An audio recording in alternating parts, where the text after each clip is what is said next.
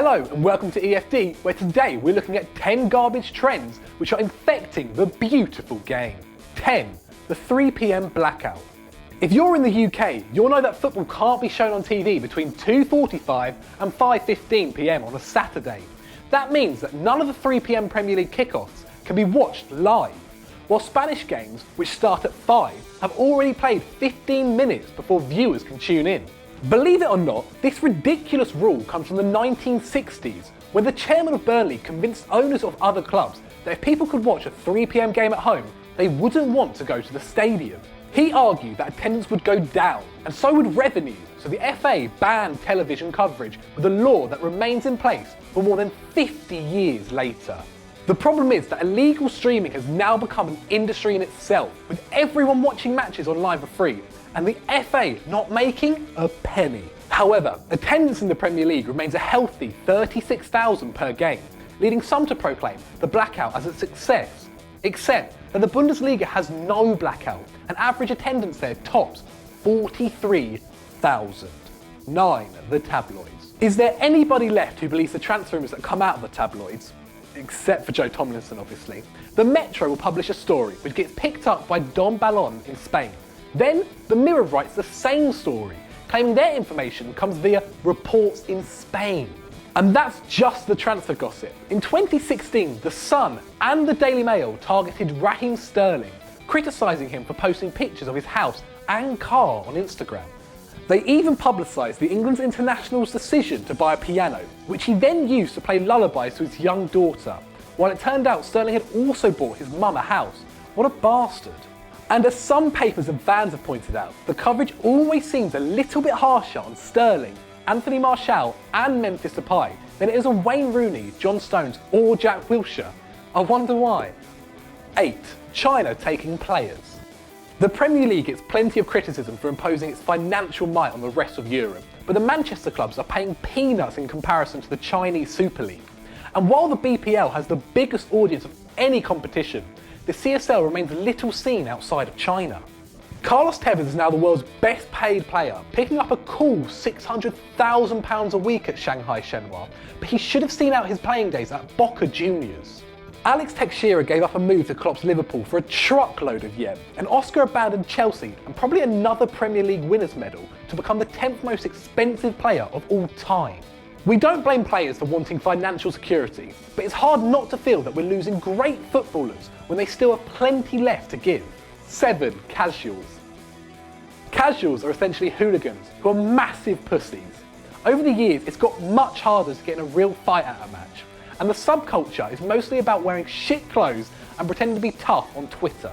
Stone Island is a uniform of these fake thugs who like to complain about modern football and being treated like a customer, and advocate a return to the routine violence of the 1970s.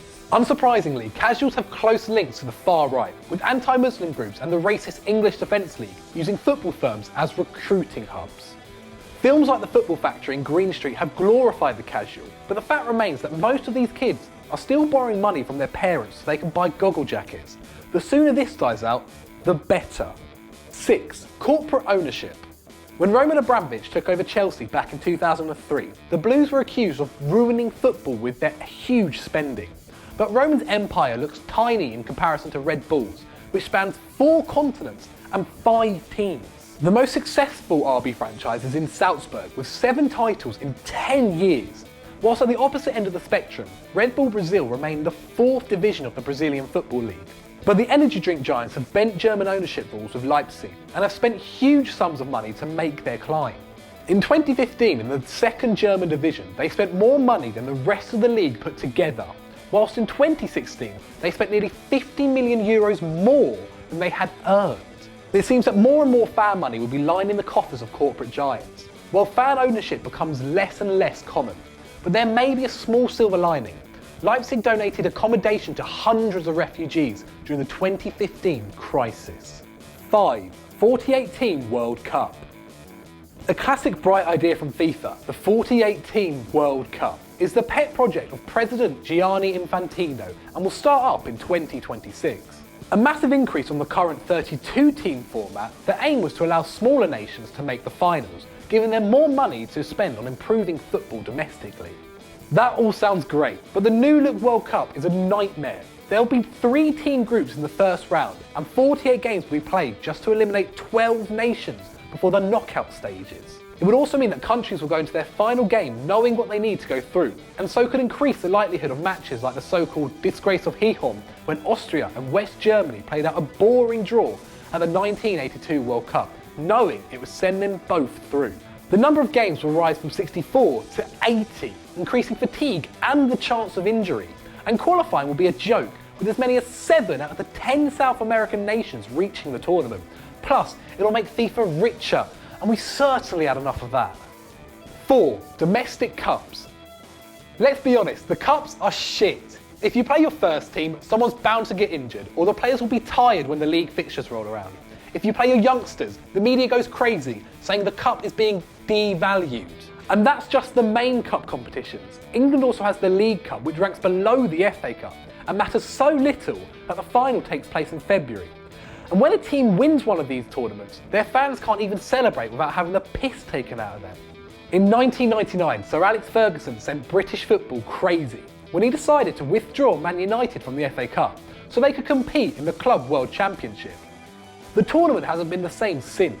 Perhaps it's time to put it out of its misery. 3. Football Twitter.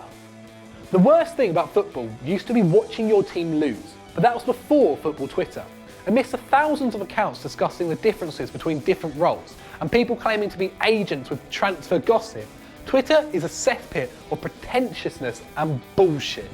If Man United are linked with a player in the Malaysian league, you can guarantee that within 20 minutes, everyone has seen every minute this kid has ever played and can explain why he's better than Lionel Messi. If you think Real Madrid are playing a 4-3-3, somebody will appear to reveal that it's actually a 3-4-2-1, with a false 9 and a libero in front of defence. Sadly, Twitter's full of experts on tactics, injuries, transfers and stats who get shouted down by idiots with names like Kloppinho or Pepology. I'd like to say the good outweighs the bad here, but I'm off to go tell a stranger that James Milner is a better left back than Roberto Carlos. 2. Russia and Qatar. Football is a global sport, and for too long the attention of the world spectators have been focused on Western Europe. But when FIFA decided to solve this problem by awarding World Cups to Russia and Qatar, they made one of the worst mistakes ever, which is saying something from the organisation that brought us Sepp Blatter. Russia hosts the tournament in 2018, despite the racism and homophobia that continues to blight the country. Hooligans have already issued threats to travelling fans, and Russian military actions in the Ukraine have led British politicians to call for the cup to be moved elsewhere. Qatar is even sketchier. The heat of the Qatari summer means that the tournament may have to be played in the winter, disrupting the regular season, while homosexuality is actually illegal in the country, an issue Blatter tried to solve by telling gay fans simply not to have sex whilst at the World Cup. Thousands of workers have already died building stadiums for the competition, whilst allegations of corruptions and dodgy deals are too numerous to list. What a stupid idea. 1. Groundhog Day. Do you remember when football was surprising? When new managers you'd never heard of arrived in the Premier League with fresh ideas? When the Champions League threw clubs together in weird combinations with weird results? Well, those days are gone. Football is such a micromanaged corporation bubble now that everything seems meticulously designed to prevent excitement or novelty.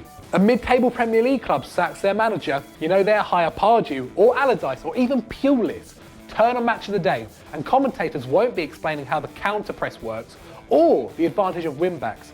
They'll be blathering on about grit and desire, or arguing about whether a penalty was a dive or not. In the Champions League, Arsenal are probably buying plane tickets to Munich before the draw is even made, whilst PSG and Barcelona might as well share a stadium.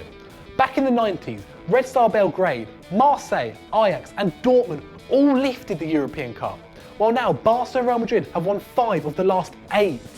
The Blaugrana have also won 3 of the last 5 Spanish titles, while PSG and Bayern are on 4 out of 5, and Juve is on 5 out of 5.